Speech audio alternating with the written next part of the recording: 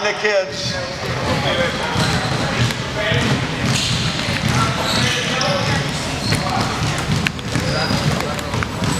Watch out, Coach. Whoa, jeez. Down, go, Breaker!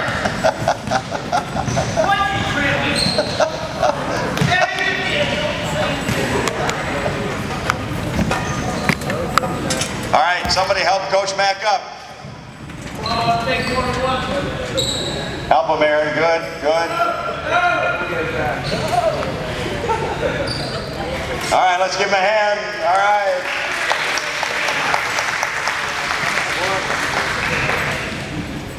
Well, guys, it's Friday. Now that we're ready to roll here, want to remind you, first of all, that right after devotions, we're going to break into our groups for the finals and free throw, and then we go right into the one-on-one tournament. Coaches, you'll get your one-on-one sheets, okay? The high schoolers played a 3, and I'll repeat this again after Coach Spears' devotion. The college played a 4, and NBA plays to 5, and it's make it, take it. I'm just getting you in a mindset here, okay? And you don't have to win by 2, you just have to win by 1. Notice coaches all have their camp shirts on. You'll get yours at the end of camp. You'll also be getting an envelope with a bunch of stuff in it. And of course, we have all our contests coming. So Coach Spears, whenever you're ready, I see you've got some different things. You need an assistant or you're good? Okay. You need the mic at all or?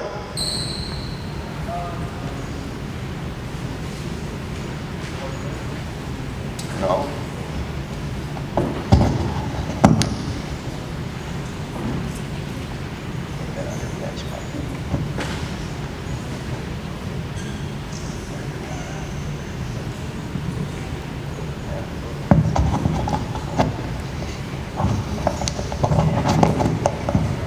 Live?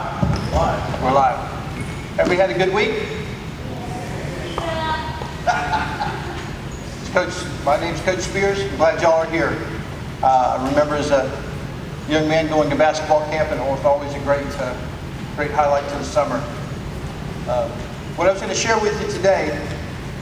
Well, first I wanted to know, how are we on the Cavaliers or Warriors? Is there any predictions for tonight? Who likes Cavaliers?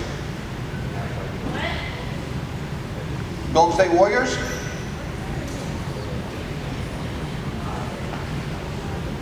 Well, they're playing at LeBron's home tonight, so they're 8-0 in the playoffs so far at home. So it could be, we could very well come out of this 2 games each.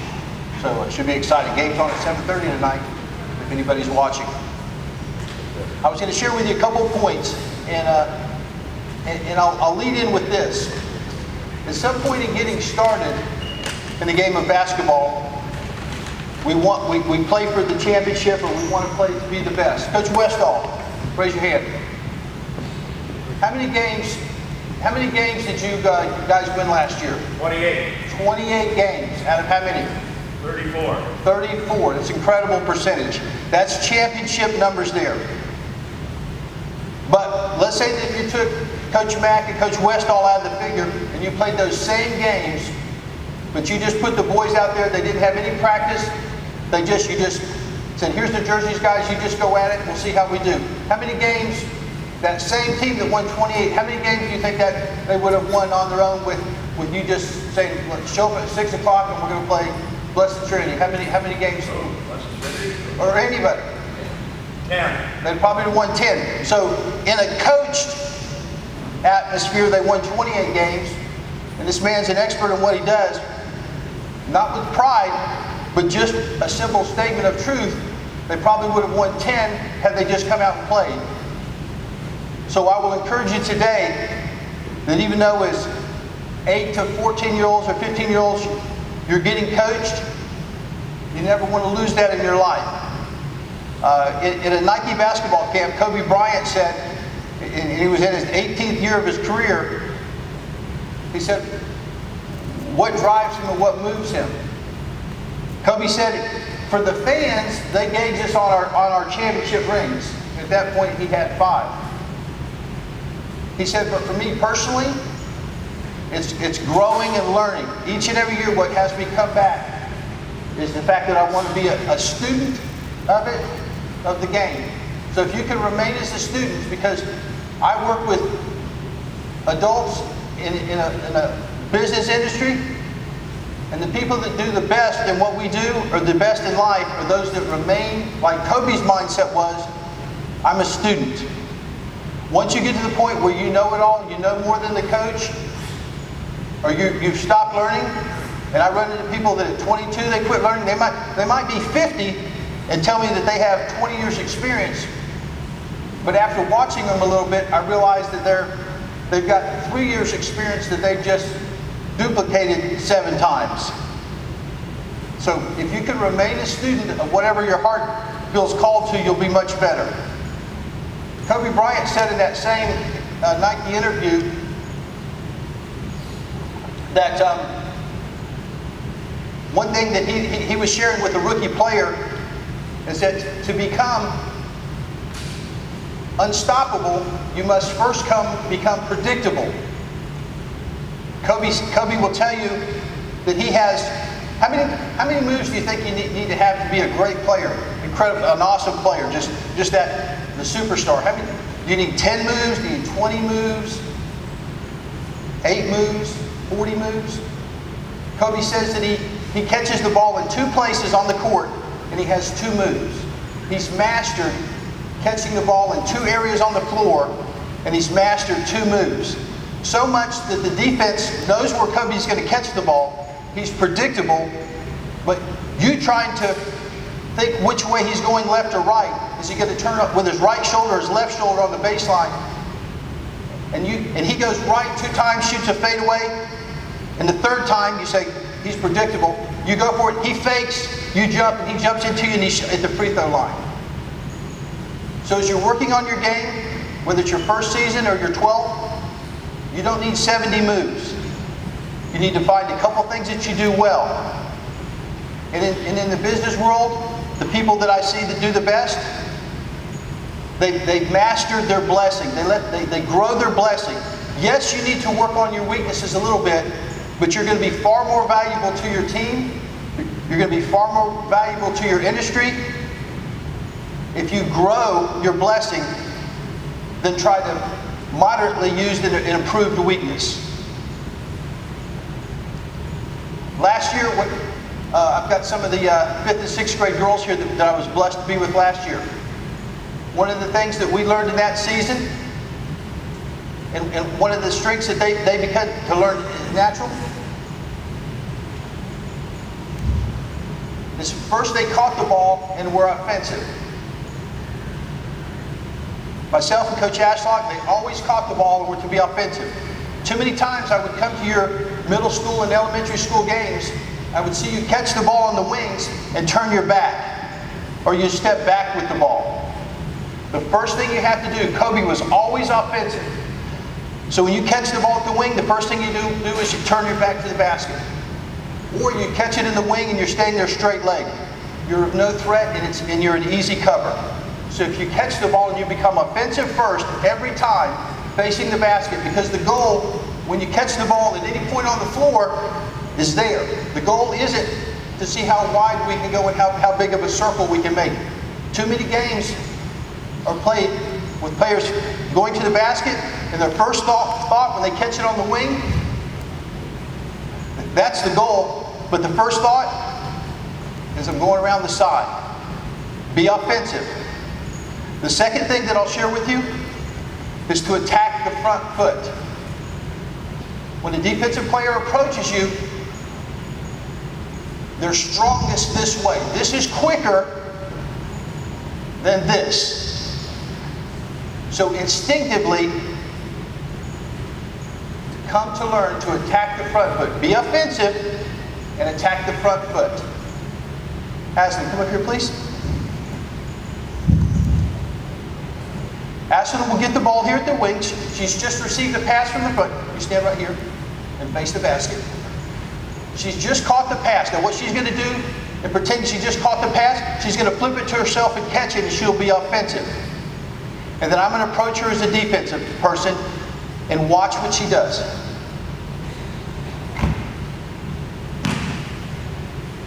She instinctively, of all the things that she's watching my front foot.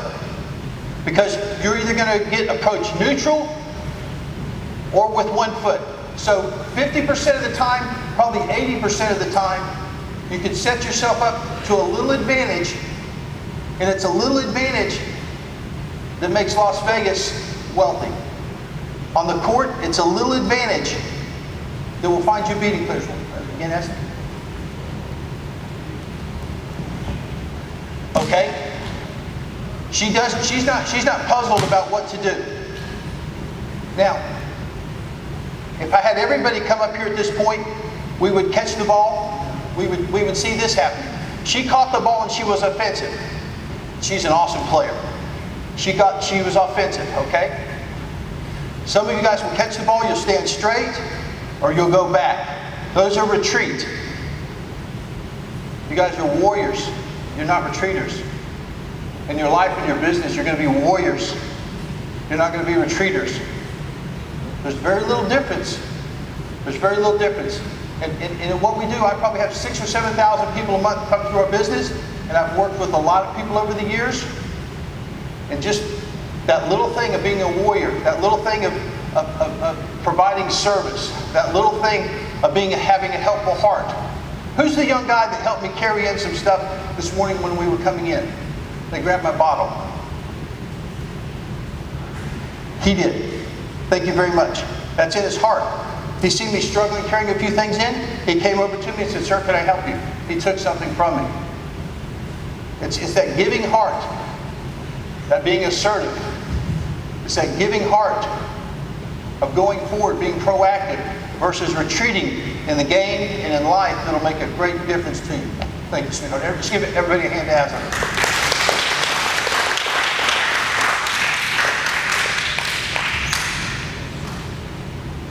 Each of you are important. We have a variety of skill sets here, and we have a variety of things going on at home. Now, my dad didn't play basketball. The good things that the coaches have taught you this week, my dad didn't know that stuff, but the fact that my dad didn't know it, does that make the good moves and to be offensive, does that make that untrue? Like Aslan knows in her heart and spirit to be offensive and to attack the front foot. If my dad doesn't know that, does that make it untrue? No, it's a truth. It's a truth. Just because my dad didn't have this worldview or perspective yet, does not make what she already knows untrue. Can anybody tell me what a worldview is? It's a big thought and a big question, even for the big kids. It's how we see the world. It's how we were raised in the world. It's probably what's going on at home with mom and dad, what they believe. Because you know what? In Coach Minier's house, they're a Green Bay fan. Coach Westol's house, I'm sure they got their team, Coach Mack's team. So we all have our teams and things that we follow and do. And what I'm going to share with you next is the truth about the gospel and what some of the coaches have talked about in mornings this week. Now the Bible, when I was young and first growing up, I would try to read it, but it was King James and I just couldn't get through it. My reading skill set, my mentality, my depth of understanding, I'd read a paragraph and I'd have to start over because I couldn't get through it. Thank you, Jesus, for English Standard Version. But there was a truth in there, in that book. You know what? And we didn't have that book at my house. When I was your age, we didn't have a Bible at home. I didn't know what you were talking about. But I had good parents, nice folks. There was challenges, but they didn't necessarily know what was in that book. And it was in a life change. My parents getting divorced when I was in middle school, but had me go live with Grandma Spears. And you know what? She had that book in her house. And more important than that, she had it in her heart. And just like Aslan, and some of these girls already know to be offensive, Grandma Spears knew that I needed a coach for life. I needed a coach for the long haul. You've got some coaches in here. But Coach Westall said that Left alone, 10% of the games they win, or 10 games they win, coached. And you know what? It's the same way for the big guys. When you get to be my age, I know people can make money and they can be successful. They can drive fancy cars and live in a country club and not know Jesus. But having some of those 6,000 and 7,000 folks that we have visit with us at the dealership each month, some of those are those people. And there's just a vast difference of those folks that have Jesus in their hearts. Those that know that as a life coach, understanding the overarching story of the Bible is a great, important, big thing for us. In short,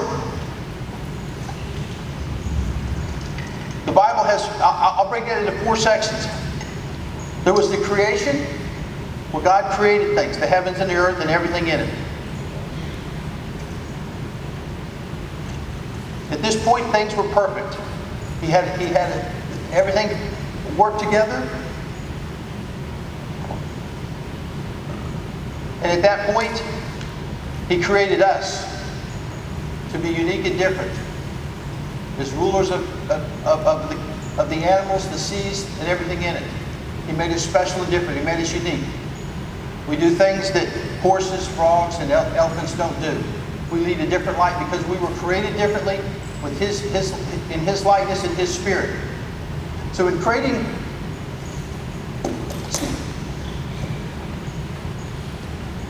we'll take this as the earth.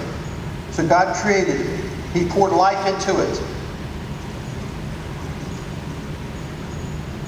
And for a long time, things were perfect as He designed. You understand what I'm sharing with you here? Some have heard it, some know a little bit about it, some don't know what I'm talking about. That's okay. Just like I shared with some of you the very first time, the need to be offensive and attack the first foot, this is the truth too. Well, what happened in the second chapter, or the second phase of it, the creation, there was the fall. And there was a fallen angel who was jealous of God. This was Satan. He transformed into a serpent and tricked Adam and Eve to going against the only thing that God asked him not to do, to eat of one certain tree.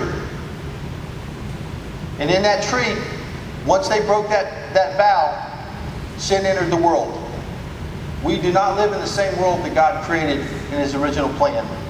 There's sin, pain, hurt, and all the things that you feel and see in classmates that have tension, mom and dad that get upset, friends that throw their cell phones. Use bad words wasn't part of God's plan. Gossip wasn't part of God's plan. Worshipping Alexis wasn't part of God's plan. Those are things that feed our each individual